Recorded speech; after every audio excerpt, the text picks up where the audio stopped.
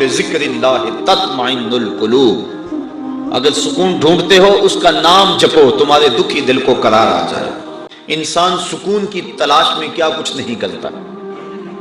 آج کل لوگ مری جا رہے ہیں کہ وہاں موسم کے لطف سے مالا مال ہوں، کوئی پربتوں کی کتاروں میں سکون تلاش کرتا ہے، کوئی عالی نصب کوٹھیوں میں سکون تلاش کرتا ہے، کوئی خوبصورت عورت کے پہلو میں سکون تلاش کرتا ہے، کوئی دولت کے انبار میں سکون تلاش کرتا ہے، اقتدار کی بچھی ہوئی مسندیں سکون آور سمجھی جاتی ہیں، لیکن پوچھ لو ان سب کو کہ سکون ہے؟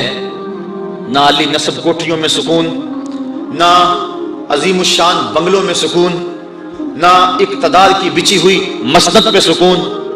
سکون بندہ وہاں سے ڈھونڈ رہا ہے جہاں سکون ہے ہی نہیں۔ کیسے سکون ملے گا؟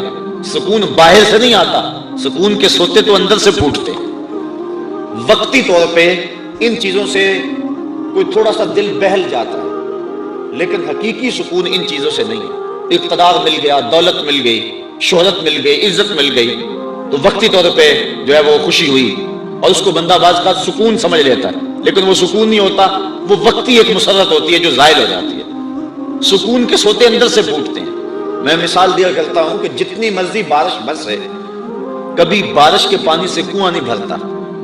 اوپر سے جتنی مرضی بارش آئے، کوئی چند قطرے پانی کے کنویں کے اندر آ جائیں گے، کنواں کیسے بھرتا ہے؟ نیچے سے جو سوتے پھوٹتے ہیں وہی کنویں کو مالا مال کرتے ہیں۔ اسی طرح سکون کے سوتے باہر سے نہیں اندر سے پھوٹتے ہیں، اور وہ دل سے پھوٹتے ہیں۔ تو سکون اس کی یاد میں ہے، سکون اس کے ذکر میں ہے۔ اور بعض عقل پرست لوگ کہتے ہیں کہ یاد کرنے میں، ذکر کرنے میں سکون کیسے ملے گا، جبکہ موجودہ سائنس نے اس بات کو تسلیم کیا ہے کہ جو الفاظ ہیں ان کے اثرات ہوتے ہیں۔ آپ پھول کا نام لیں تو طبیعت میں خوشی آئے گی کہ نہیں آئے گی؟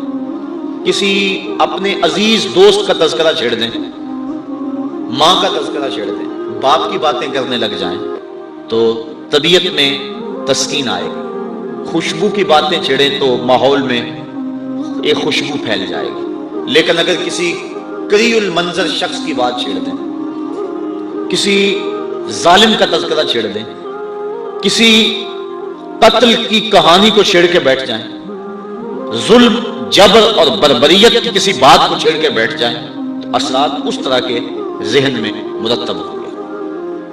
کسی پرانے دکھ کی بات چھیڑیں تو ان باتوں میں وہ دکھ تازہ ہو جائے گا۔ کسی خوشی کا تذکرہ کریں تو چہرے پہ مسرت پھیل جائے گی۔ دکھ زیادہ ہو جائیں، بات مدینے کی چھیڑ دیں، دکھ دور ہوں گے کہ نہیں ہوں گے؟ حضرت شیخ شبلی علیہ رحمہ بہت بڑے بزرگ گزرے ہیں۔ آپ معارف اس میں ذات بیان فرما رہے تھے کہ اللہ کا نام لینے سے دل میں سکون آتا ہے اور دل کی کیفیت بدلتی ہے، من میں اجالے اور روشنیاں پیدا ہوتی ہیں۔ ابو علی سینا جو اس دور کا بہت بڑا فلسفی تھا، وہ اس مجلس میں موجود تھا۔ وہ کہنے لگا یہ آپ نے عجیب بات کہہ دی، اللہ تعالیٰ کی ذات تو مؤثر ہے لیکن نام میں کیا رکھا ہے؟ ہمارے جو فلسفی حضرات ہیں وہ ہر چیز کی 4 شکلیں بیان کرتے ہیں۔ ہر شے کی 4 شکلیں ہیں، ایک شکل خارجی، ایک شکل ذہنی، ایک شکل کتابی اور ایک شکل لفظی۔ مثال کے طور پہ ہم آگ لفظ بولیں، ایک آگ تو وہ ہے جو باہر روشن اور جل رہی ہے، اس میں ہاتھ لگائیں گے تو جل جائے گا ہاتھ۔ دوسری آگ وہ ہے جو زبان سے لفظ آگ ہم بول رہے ہیں۔ تیسرا، جب لفظ آگ کہیں گے تو دماغ میں اس کا تصور آئے گا۔ اور چوتھا، کاغذ کے اوپر آگ چھاپ دیں، اس کی تصویر بنا دیں تو یہ شکل کتابی ہو۔ اس میں اصل شکل جو ہے وہ اس کی شکل خارجی ہے۔ اس طرح وہ فلسفی حضرات کہتے ہیں کہ ہر شے کی 4 شکلیں، حقیقی شکل شکل خارجی ہی ہوتی ہے۔ آگ کہنے سے ہونٹ نہیں جلے گا، کاغذ پہ آگ کی تصویر چھاپ دیں تو اس سے کاغذ جل نہیں جائے گا۔ آگ کا تصور کرنے سے ذہن جلے گا نہیں، لیکن وہ جو خارج میں آگ موجود ہے اس میں ہاتھ لگائیں گے، اس کے قریب جائیں گے تو ہاتھ بھی جلے گا اور آپ کو تپش اور حدت کا احساس بھی ہوگا۔ تو وہ خارجی جو اس کی صورت ہے وہی اس کی صورت اصلی ہے، باقی اعتباری صورت۔ تو وہ کہتے ہیں اللہ کی ذات تو مؤثر ہے، لیکن نام کہنے سے، نام لینے سے کیا ہوگا؟ تو حضرت شیخ شبلی علیہ الرحمہ نے ابو علی سینا کو سمجھایا کہ نہیں میاں، نام میں بھی اثر ہوتا ہے، نام میں بھی تاثیر ہوتی ہے۔ وہ کہنے لگا نہیں، مؤثر تو صرف صورت خارجی ہوتی ہے، لہٰذا میں اس بات کو تسلیم کرنے کو تیار نہیں۔ ضد میں آ گیا۔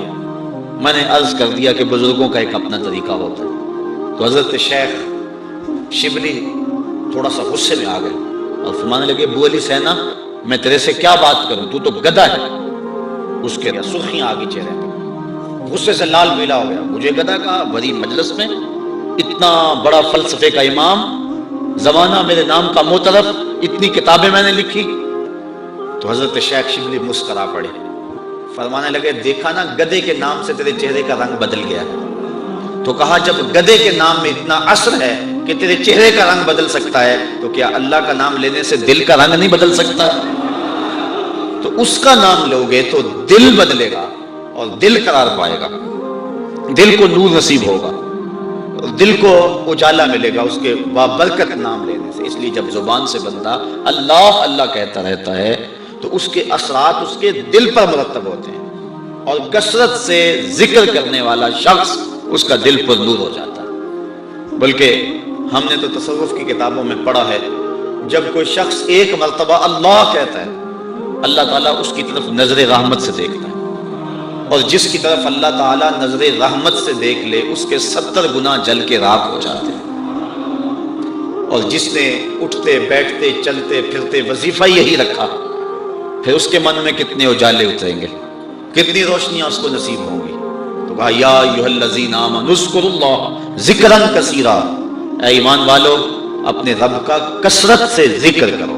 اور میرے اور آپ کے آقا و مولا حضور نبی رحمت صلی اللہ علیہ وآلہ وسلم نے ارشاد فرمایا، اللہ کا ذکر اس انداز سے کرو کہ لوگ تمہیں مجنون کہیں یہ تو پاگل ہو گیا۔ بلکہ ایک روایت امام طبرانی نے بیان فرمائی ہے کہ اللہ کا ذکر اس طرح کرو کہ منافق تمہیں تانا دے کہ ریاکاری کر رہے ہو، اس انداز کے ساتھ تم اس کا ذکر کرو۔